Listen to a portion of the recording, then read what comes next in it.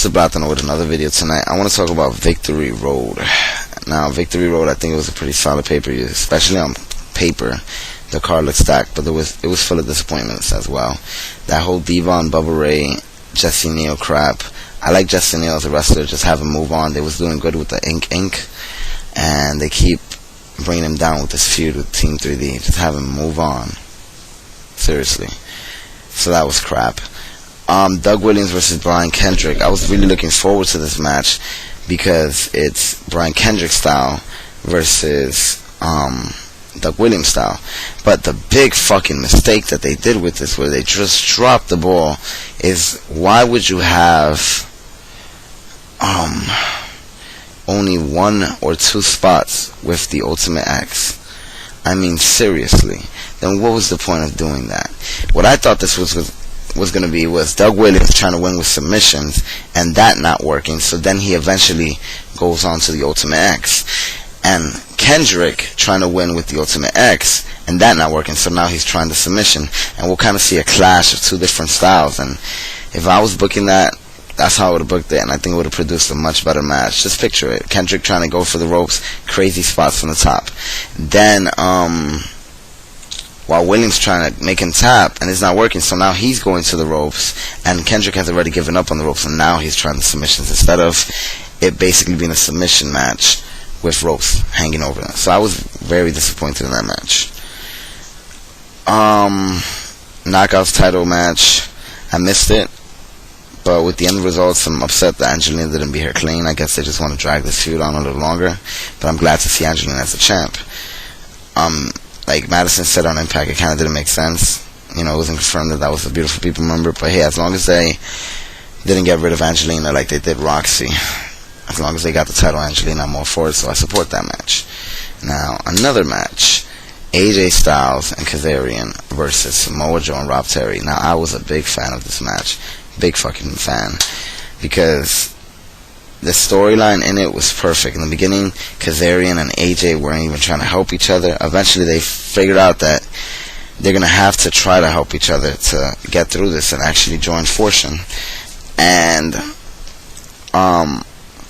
at the end, when Desmond Wolfe came out, and then there was, first of all, Samoa Joe. Everything with Samoa Joe in this match was gold. Samoa Joe has really reinvented himself, and all he really did was go back to the old himself. And they've tried to reinvent him a couple times with the Nation of Violence and then the MMA gimmick, and they've gotten close in my opinion, because they've been booking him, strong while he was doing those things. But this has definitely been the one with the most momentum. Either way,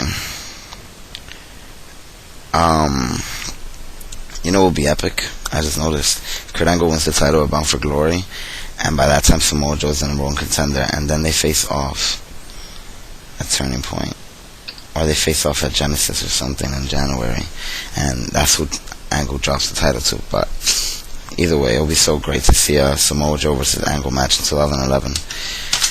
Anyways, back to the pay-per-view. So this match was great, and then the end with Desmond Wolfe interfering and them hitting all those double team moves on Rob Terry. It was so smooth. That's the weakest Rob Terry has looked during his push, and it really worked. It made them look even stronger. So then after the match, they started celebrating and hugging each other, and they're like, good match, which was great. Now another match on the card, Hernandez versus Matt Morgan. Another match that I didn't really get to see, because you know what happens. I don't have cable right now. I live by myself basically, so I don't have cable right now. Blah blah blah. Either way, I missed the show Sunday night because I was busy, so I was watching it again, and I had the opportunity to watch the Hernandez versus Matt Morgan match, but I pretty much skimmed through it because I know I'm going to pick up the pay-per-view, and I would prefer to see it in high quality, and still, because I hate when I watch a pay-per-view, then I buy the DVD, and I remember that pay-per-view like it was yesterday, so I'm not even interested in watching the DVD, so it just sits there and collects dust. I like when I buy the DVD, and even though it was a couple months ago, I'm excited to see it. Like right now, the Lockdown DVD that came out, I missed most of that card. I missed most of that night. So I'm so excited to sit down and watch that pay-per-view. So that's why sometimes I miss some matches purposely and just read the results. And it sounds silly, but hey, it is what it is. Anyways, Hernandez won, which I'm glad. Hernandez has been looking great ever since his return. He looks so ripped, and he's climbing the ranks, which is good. I would love to see this guy world champion one day. He can't talk shit on the mic, but if his in-ring quality makes up for it, he should make a great champion. If at least a great transitional champ. Next, I believe we had Ric Flair, versus Jay Lethal, yeah. Which I can't even do that anymore because he doesn't talk like him. But either way, great match. Sure, it got to the point where they was repeating some of the spots with, chops in the corner, suplex here, suplex there. But both men gave it their all. Ric Flair took a sick superplex from the top rope, which was insane.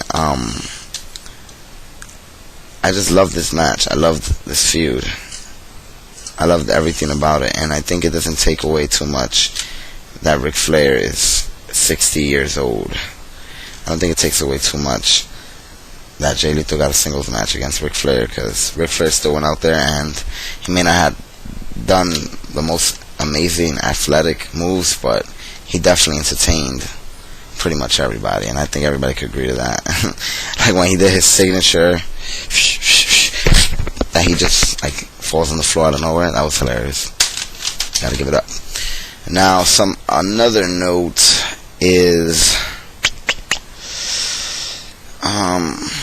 the Motor City Machine Guns Beer Money match. I loved this match. I love that they just released the Beer Money Motor City Machine Guns DVD, and now they put them in a fucking top quality match against each other. This is the third time they faced off one-on-one on pay-per-view, if I'm right. I believe it was Genesis. Oh no, the other time was a three-way. Either way, this match was fucking great. And then they had that finish where you don't know who really won. And I thought it was just gonna, like somebody else said, I think it was my man Armin Boston. Now, I think he mentioned that he thought it was going to be on Impact, and that's what I thought as well, or that they was going to look at the replay on Impact, or something of that sort. But they actually, instead of just deciding the winner there, they restarted it, and the next few minutes was really exciting. And it was surreal when the Motor City Machine Guns got the 3 count, because it's like, oh shit, they got it. And then like, wait, they really got it. I think it was great. I think these guys have earned it. They had some falling out in the past, not listening to the bookers, from my understanding, but here they are in 2010, and they are TNA World Heavyweight Tag Team, champions, and I hope they have a long reign. Now, the main event, the 4-way, I expected more from this match. It was what it was, but they didn't have they had everybody against Abyss, but when it really started to pick up, it kind of just ended out of nowhere. And since Rob was trying to hurry the frog splash, it kind of looked like a sloppy frog splash. But it was a decent match, definitely more interesting than some things WWE puts on, and some of the things that TNA was putting on, some of the main events TNA was putting on last year. But you had all these stars, but I think it could have done better. I think they could have gave it a little bit more time and some more false finishes to really make it exciting. Oh, this is Brooklyn, by the way. She's a kitten. She may look big here, but she's kind of small. I just had to move her because she was all over the keyboard. And Lily's somewhere else. Anyways. So yeah, but overall I think Victory Road, I probably missed 1 or 2 matches. But I think Victory Road's card was stacked on paper. And it's one of the better Victory Roads in a few years. To talk real quickly, because some people really hated last year's Victory Road, because all the guys you wanted to win lost. Beer Money lost. Fucking Main Event Mafia was dominating, taking over. Wow, it's crazy that just last year Main Event Mafia was the main storyline. That feels like so long ago. It shows how fast TNA is able to adapt and get a new storyline instead of dragging shit on. Like, I can't believe the rumored matches for SummerSlam are Triple H versus Sheamus. I mean, really? This feud has been going on for like 9 months. I would not be interested to see that, even if it is his return match. But, yeah, basically, this victory road was one of the better victory roads in the last few years. Last year was mostly shit. The year before, it was solid. It was in Houston in 2008. We had Ultimate X. We had World X Cup. We had so many things on that fucking card that was fucking epic. But what messed it up, kind of tainted it a little bit, was that finish with Booker T and Samoa Joe in the match not actually finishing, him getting the title and stuff like that. And before that, we had that tag team winner takes all, the other guys' belts. I don't know. I like this pay-per-view. Mr. Plasma Man, 1989, out. Peace.